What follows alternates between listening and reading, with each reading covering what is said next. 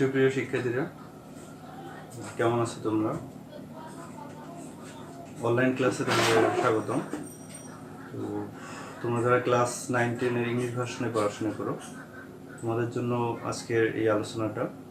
তো আজকের আলোচনা হচ্ছে কনসেন্ট্রেশন। একটা যে কোনো সলিউশন থাকবে, সেই সলিউশনের কনসেন্ট্রেশনটা কী হবে সেটা আমরা কীভাবে বের করবো সেখানে একটা আজকে আলোচনা করব। তো চলো শুরু করি। কনসেন্ট্রেশন আমরা কীভাবে বের করবো একটা এক্সাম্পল আমরা দিয়ে দিই। যেমন ধরলাম যে সাপোজ এটা একটা কন্টেইনার, এই কন্টেইনার একটা সলিউশন আছে,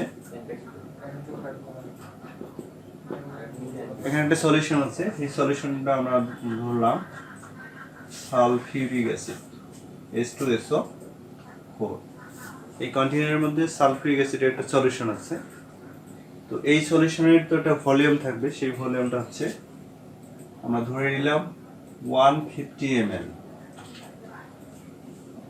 150 ml সলিউশনের ভলিউম। আমরা এটার ওয়েট ধরবো 10 গ্রাম। এখানে সালফিউরিক অ্যাসিডটা কত গ্রাম? 10 গ্রাম। তো এই যে সলিউশনটা আছে, এই সলিউশনের কনসেন্ট্রেশনটা কি হবে, আমরা কনসেন্ট্রেশনটা কিভাবে বের করব? তো দেখো, খুব সহজভাবে তোমরা এটা বের করতে পারবা। কনসেন্ট্রেশন বের করার জন্য একটা সহজ ফর্মুলা আছে, সেই ফর্মুলাটা আমি বলতেছি। ফর্মুলাটা হচ্ছে S equal W into 1000 divided by mv।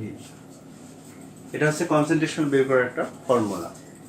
তো এই কনসেন্ট্রেশন বের করার জন্য আমাদের কয়েকটা বিষয়ের সঙ্গে পরিচিত হতে হবে। সেটা হচ্ছে ডাব্লু বলতে আমাদের কত গ্রাম সলিউশনটা সেটা বের করতে হবে। তো এই ডাব্লু হচ্ছে ওয়েট, এই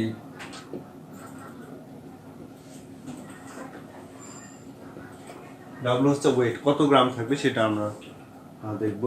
এখানে এম হচ্ছে মলিকুলার মাস, যে সাবস্টেন্সটা থাকবে তার মলিকুলার মাসটা আমরা এম দ্বারা রিপ্রেজেন্ট করব। তাহলে এম হচ্ছে molecular mass, molecular mass plus M হচ্ছে মলিকুলার মাস। এখানে ভি হচ্ছে ভলিউম, একটা সলিউশনের আয়তন বা ভলিউম কত সেটা। তাহলে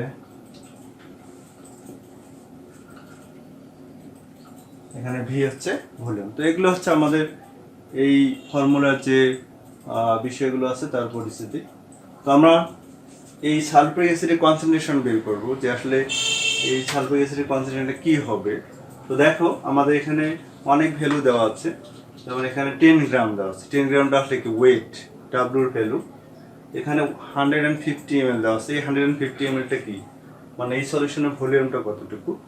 আর এখানে আমাদের যে সলিউশনটা আছে সেটা হচ্ছে সালফিউরিক অ্যাসিডের সলিউশন।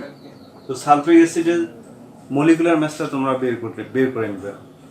তো এই ভ্যালুগুলো যদি আমরা এই ফর্মুলায় বসাই, তাহলে কিন্তু এই সলিউশনের কনসেন্ট্রেশনটা পেয়ে যাচ্ছে তোমরা। তো দেখো, আমরা এই সলিউশনের মানগুলো লিখি। আমরা লিখলাম যে 10 গ্রাম। 10 গ্রাম হচ্ছে ডাব্লুর মান, ওয়েট। তাহলে আমরা এখানে ডাব্লুর জায়গায় লিখবো 10 গ্রাম।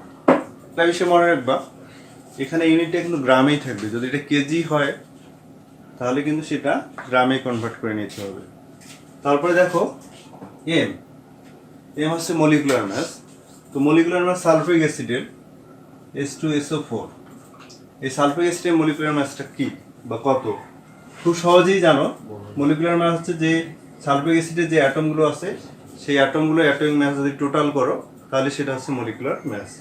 তাহলে তোমরা পাচ্ছ যে হাইড্রোজেনের অ্যাটমিক মাস 1, সালফারের অ্যাটমিক মাস হচ্ছে 32, অক্সিজেনের অ্যাটমিক মাস হচ্ছে 16।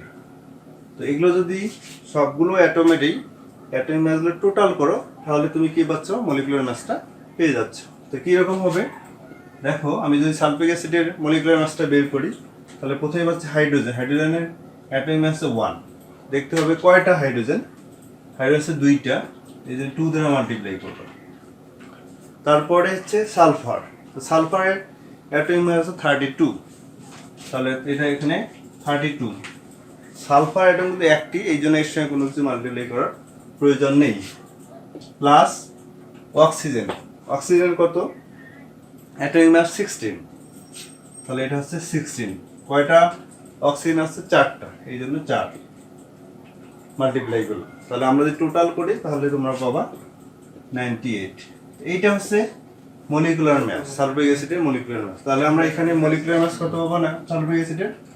98। তাহলে ভলিউম কত আছে? আমরা সলিউশনে দেখলাম যে ভলিউমটা আছে 150 ml। তাহলে আমরা ভি এর জায়গায় কি লিখবো? 150 ml। এখানে কিন্তু ইউনিটটা ml এ থাকবে, যদি অন্য ইউনিটে থাকে তাহলে সেটা কনভার্ট করে ml এ নিয়ে আসতে হবে। তাহলে আমরা 3টা মানে কিন্তু পেয়ে গেলাম। এই ভ্যালুগুলো যদি আমরা এই ফর্মুলায় বসায় দিই তাহলে কিন্তু আমরা যে কোনো সলিউশনের কনসেন্ট্রেশনটা বের করতে পারবো। তো চলো আমরা এটা বসায় দিই। তাহলে দেখো এই সলিউশনের ডাব্লিউ হচ্ছে 10 গ্রাম, তাহলে এখানে 10। তারপরে হচ্ছে 1000, নিচে আছে এম। এম এর ভ্যালু তোমরা একটু আগে পেয়ে গেছো 98, আর ভি হচ্ছে 150 ml। 150 ml। এইভাবে এটা ক্যালকুলেট করলে যে ভ্যালুটা থাকবে সেইটা হবে তোমার কনসেন্ট্রেশন। কনসেন্ট্রেশন ইউনিট অবশ্যই এম হবে। এইভাবে যে কোনো আমরা সলিউশনের কনসেন্ট্রেশনটা বের করব। এটা হচ্ছে কনসেন্ট্রেশন বের করার সহজ ফর্মুলা। আশা করি বিষয়টা বুঝতে পারছো। এভাবে তোমরা যে কোনো একটা সলিউশন, যদি আমি আরেকটা এক্সাম্পলের কথা বলি, যেমন এখানে আরেকটা কন্টেনার নিলাম, এই কন্টেনারের সলিউশনটা আমি চেঞ্জ করে দিলাম, নাইট্রিক অ্যাসিড দিলাম। ধরলাম যে নাইট্রিক অ্যাসিড আছে 20 গ্রাম, ভলিউম ধরলাম 200 ml। তাহলে এই নাইট্রিক অ্যাসিডেরও তোমরা কি বের করবা? কনসেন্ট্রেশন বের করবা। Similarly S into W, S equal W into 1000 divided by M D. Similarly মান বসায় দিবা। এখানে ডাব্লিউ মান হচ্ছে 20 ইন্টু 1000। এম এর ভ্যালুটা হিসাব করে নিতে হবে। এম এর ভ্যালুটা হিসাব করলে তোমরা পাবা 63, আর এখানে ভি হচ্ছে কত? 200 ml। 200 ml।